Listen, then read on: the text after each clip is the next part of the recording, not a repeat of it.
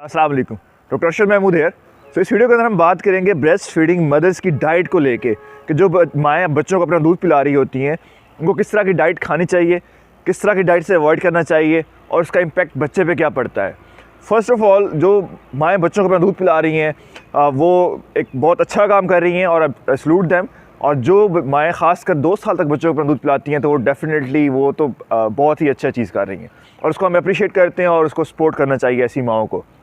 तो अब टॉपिक की तरफ आते हैं। जब भी कोई माँ किसी बच्चे को अपना दूध पिलाती है तो बच्चे को 2 चीज़ें दे रही होती है। पहला, दूध के अंदर एक लिक्विड पार्ट होता है और दूसरा उसके अंदर एनर्जीज़ होती हैं। इसके अंदर कार्बोहाइड्रेट है, प्रोटीन है, लिपिड्स हैं, वाइटामिन्स और आयरन्स और इस तरह के मिनरल्स हैं। तो ये दोनों चीज़ें माँ बच्चे को अपनी दे रही होती है।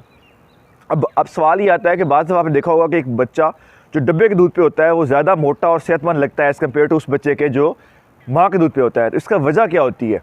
इसकी वजह ये होती है कि लिक्विड पार्ट तो बच्चे को मिल रहा होता है, लेकिन अगर माँ की अपनी डाइट डेफिशिएंट होगी कि माँ कमज़ोर माँ है, बच्चे को अपना दूध पिला रही है, तो डेफिनेटली बच्चे को उस तरह दूध लगेगा नहीं।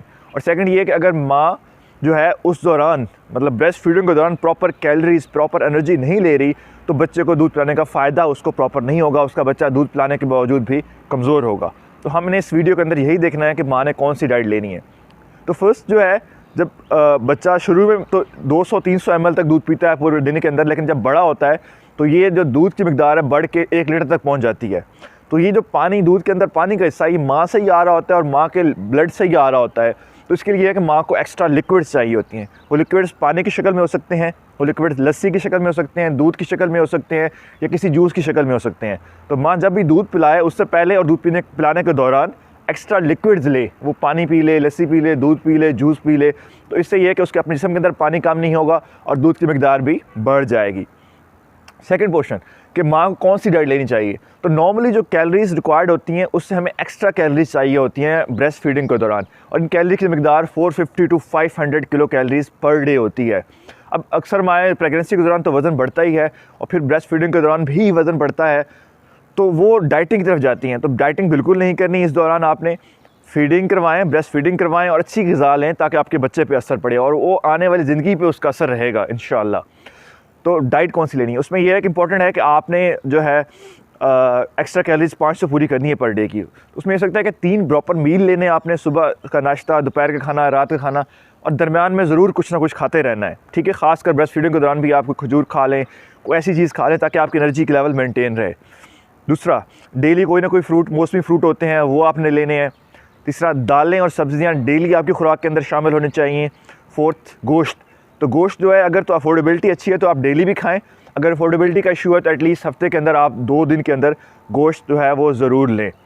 अब यहाँ पे मिथ्स को भी आपने एडवाइस करना है। लोगों ने आपको बहुत बातें करनी है कि जनाब ठंडा गर्म लग जाता है, खुराक ये खाएँ वो खाएँ।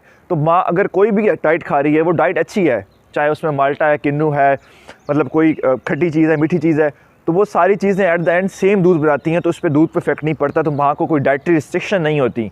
हाँ, इस तरह की चीज़ें जैसे एक्स्ट्रा चाय पीना, कॉफ़ी पीना, कोई मेडिसन, तो ये दूध को ज़रूर चेंज करती हैं। लेकिन नॉर्मल जो डाइट हमारी होती है इसमें इवन खट्टी हो, मीठी चीज़ हो, कड़वी चीज़ हो, तो वो उस पर इफेक्ट नहीं करती हैं, वो आप ले सकती हैं। दूसरा, माँ के दूध का टेम्परेचर हमेशा एक जैसा रहता है। ये नहीं होता कि आप गर्मी में गए हैं तो उसका माँ का दूध गर्म हो जाएगा, बच्चों को गर्मी लग जाएगी, या माँ जो है वो किसी ठंडे इलाके में गई है या ठंड पड़ रही थी या माँ ने नहा के दूध पिलाया है तो बच्चों को सर्दी लग जाएगी। तो ये कंसेप्ट बिल्कुल गलत है, ऐसी कोई बात नहीं है। तो दूध की जो टेम्परेचर होता है वो एक जैसा रहता है। तो एट द एंड मेरा मैसेज ये है कि तमाम माएँ जो है 2 साल तक अपना दूध पिलाएँ, एक्स्ट्रा कैलोरीज लें और एक्स्ट्रा जो है आप साथ में एक्स्ट्रा फ्लूइड लें। इंपॉर्टेंट चीज़ यहाँ पे ये है कि सप्लीमेंट्स भी हम एडवाइस करते हैं खासकर ब्रेस्ट फीडिंग के दौरान। तो सप्लीमेंट्स जो इंपॉर्टेंट एडवाइस किए जाते हैं उसमें कैल्शियम सप्लीमेंट है, विटामिन डी है, आयरन है और फोलिक एसिड है। तो ये 4-5 सप्लीमेंट्स हैं जो आपने ज़रूर लेने हैं। इसका डेफिनेटली आपके बच्चे पे अच्छा असर पड़ेगा, आपके स्टोर अपने मेंटेन रहेंगे, तो डेफिनेटली तभी आप बच्चे को वो चीज़ें ट्रांसफ़र कर पाएंगे। Thank you.